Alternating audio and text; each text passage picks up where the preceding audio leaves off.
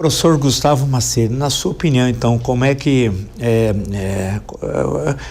possível, quer dizer, com base no que falaram os nossos colegas aí, eu já estou também como professor me colocando como colega, mas não vou opinar sobre a questão, mas tanto o professor Roberto Dumas e o professor José Souza apresentaram as suas leituras no momento que desses acontecimentos, especialmente depois da ONU e o telefonema, foi surpreendente. Há 2 meses atrás, quando o quadro parecia ser, há 3 meses, então nem se fala, o quadro parecia ser bem diferente. Então, na sua opinião, isso o que significa? Pode ser uma tendência, pode não ser, significa uma conversa séria e não de bravatas, já que nós estamos falando de um comércio importante e de um parceiro para os Estados Unidos, que é o Brasil, na América do Sul, muito importante, porque eu acho que ele não percebeu, alguns conselheiros, creio eu, do presidente norte-americano, que a Argentina tem um falastrão com o presidente. E hoje tem somente de reserva 700 milhões de dólares. A situação da Argentina, eles estão ali, ó, a cor no pescoço tal. E escândalo estourando de tudo que é lado, ligação com o narcotráfico, que estava na lista do partido dele, a irmã Karina Gate tem lá um escândalo, aparece outro escândalo ali, tem a questão também da criptomoeda, não para tal. E a popularidade do presidente não para de cair. Então eu pergunto a você, quer dizer, como é que você faz a análise desse momento agora, que nós estamos vivendo? Foi surpresa ou não?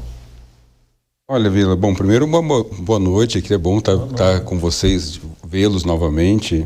Obrigado, é um prazer estar de volta ao programa, ver que o programa continua crescendo e participando de um debate que, quando eu vim da primeira vez, não havia começado ainda, que é essa questão do tarifaço. Exato. Eu coloco da seguinte forma, viu, Vila? Eu tenho uma tese de que o tarifaço, o Trump ele começou essa política do tarifaço atirando para vários países. Por trás de cada tarifaço tem uma motivação diferente. No caso brasileiro, ninguém me convence do contrário. A principal motivação é a guerra das Big Techs. Quando você pega a carta que o Trump mandou para o Lula, se não me engano foi no dia 9 de julho, o que a gente teve antes? 2 dias antes, a gente teve a declaração dos BRICS e a declaração dos BRICS para a inteligência artificial. É quando você lê a carta do Trump, ele começa, primeiro parágrafo é aquele lero-lero sobre Bolsonaro, não sei o que e tal, e aí depois ele começa a falar sobre déficit comercial, não sei o que, mas o mais importante é o último parágrafo.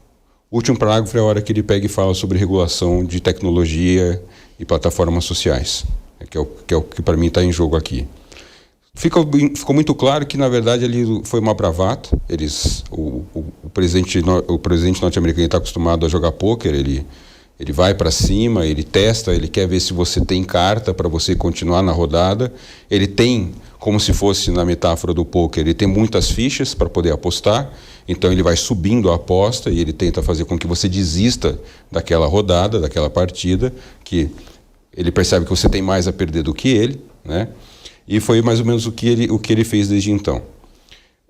Eu fico muito feliz de ver o que está acontecendo agora com esse momento de aproximação, porque primeiro que nesses últimos 2 meses e meio a gente teve que assistir um monte de pseudoanalista falando que o Brasil tinha que ir para frente, ou então assim, tinha que baixar a cabeça para os norte-americanos, que tinha que aceitar os termos, que vão os anéis e ficam os dedos e tal, um monte de besteira nesse sentido, né?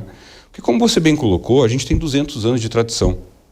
Tem 200 anos de tradição, uma excelente relação, de modo geral, uma excelente relação com os norte-americanos, reconheceram nossa independência, participaram dos momentos mais importantes da história da vida política brasileira, por mais observações que a gente possa ter, né, tem algumas vírgulas nessa relação, mas a gente tem uma boa relação com eles, nesses 200 anos.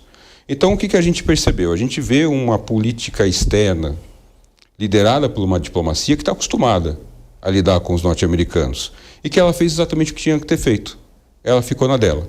Esperou, não abaixou a cabeça, esperou, aguardou, veio. O Brasil, ele perdeu um pouco deixou de ser um pouco a bola da vez, né, como vocês colocaram, que era uma questão de tempo, ia baixar a bola, depois passou a ser a Índia. A gente viu o ataque à Índia agora no último mês.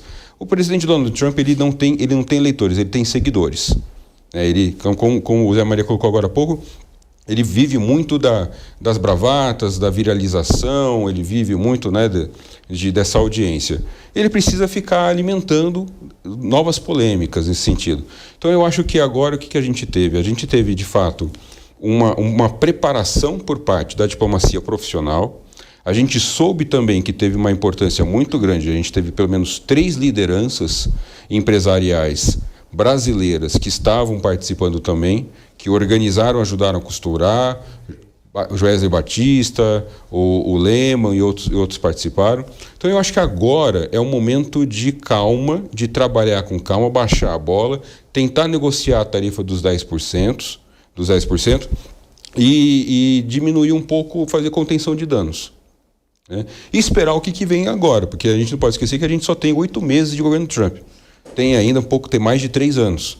Então é uma questão de administração de danos e tentar manter uma boa política, mas a gente aprendeu muito com esse episódio, porque o empresariado brasileiro, por exemplo, foi para a China, abriu, fechou acordo com a União Europeia. Então, assim, foi uma oportunidade.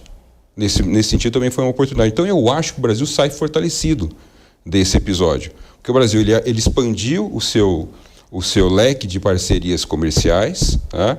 Houve um posicionamento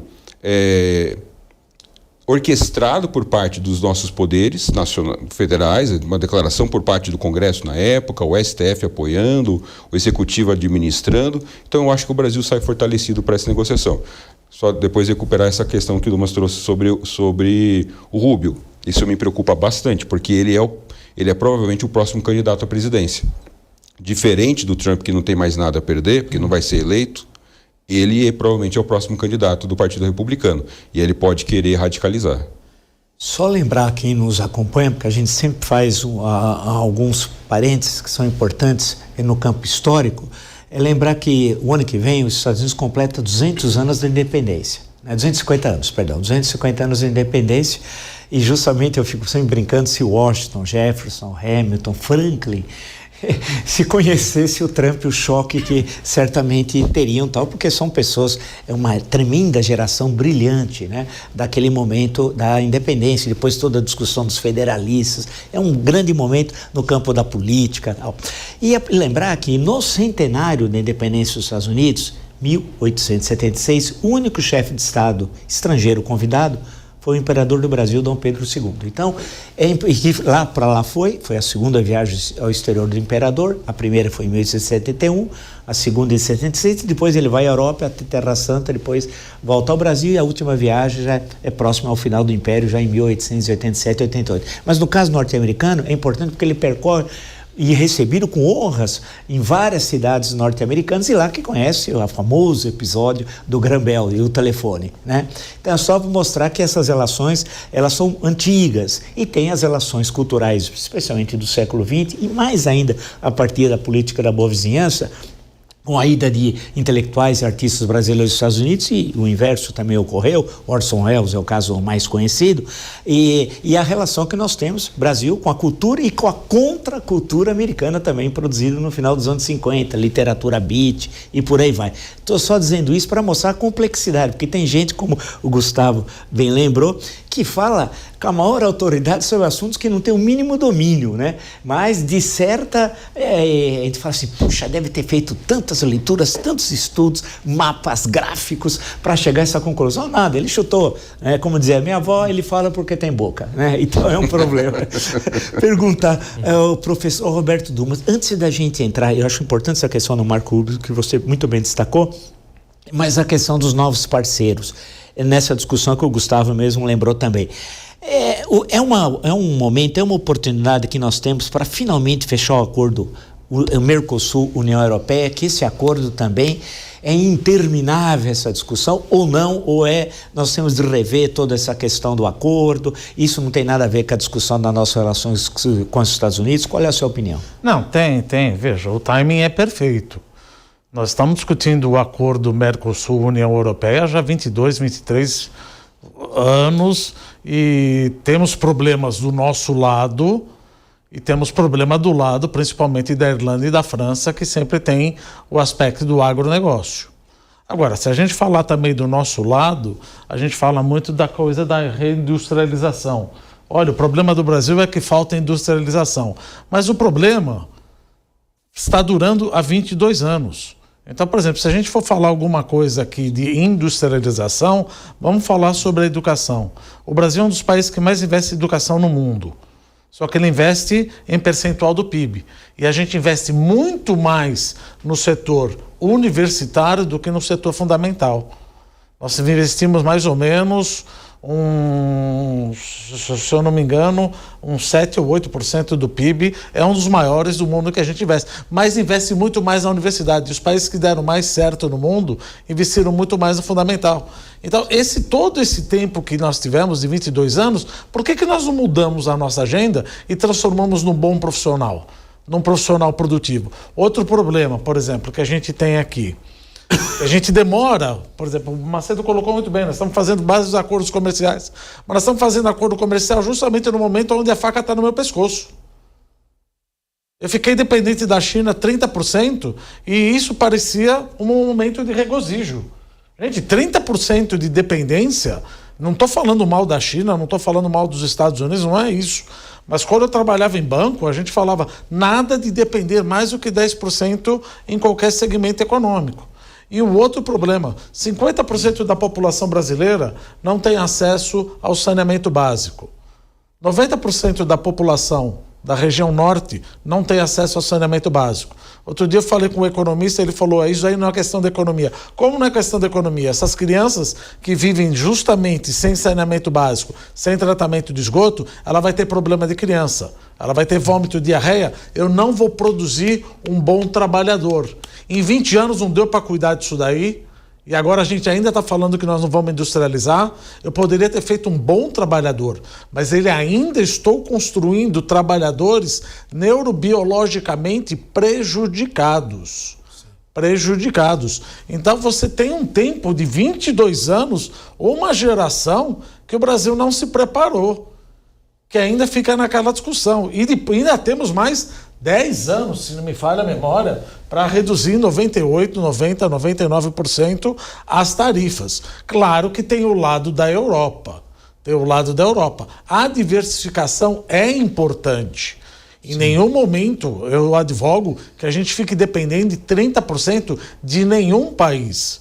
Porque esses países, eles podem sofrer de alguma maneira uma pandemia, um civil unrest. Por exemplo, China está querendo invadir Taiwan, mas não vai invadir. Bom, mas é o que Xi Jinping falou, que a história de Taiwan, que foi lá de 1895 para os japoneses, de 1895 a 45, ficou para os japoneses, 45 para 49, ficou terra de ninguém. Chiang Kai-shek vai para 49, munda a República da China. Xi Jinping, depois de já ter feito Hong Kong, falou, agora nós vamos pegar Taiwan. E como é que eu fico dependente de 30% de semicondutores desse país? Da China, por exemplo, ou juntamente com Taiwan. Vamos juntar os dois juntos. Vamos colocar os dois juntos. Então, é importante essa diversificação. Não estou dizendo que eu quero deixar dinheiro na mesa. Não é isso. Sim. Por exemplo, nós quadruplicamos a exportação de soja para a China agora. Porque não sei se há uma demanda maior, certamente há uma demanda maior, mas a oferta dos Estados Unidos, principalmente de milho, trigo e sorgo, zerou em julho e agosto. Eles compraram muito mais, ou melhor, compraram praticamente do Brasil e da Argentina do que dos Estados Unidos, como aconteceu em Trump 1. Isso foi uma maneira de retrucar o tarifaço do Trump 1 com o Trump 2. Só que Trump não é bobo. Nessa nova negociação, ele vai colocar cotas de soja. O Brasil tem que estar preparado para isso, porque o Trump, no final das contas, ele aprende também. Ele vai colocar novas cotas do agronegócio dele.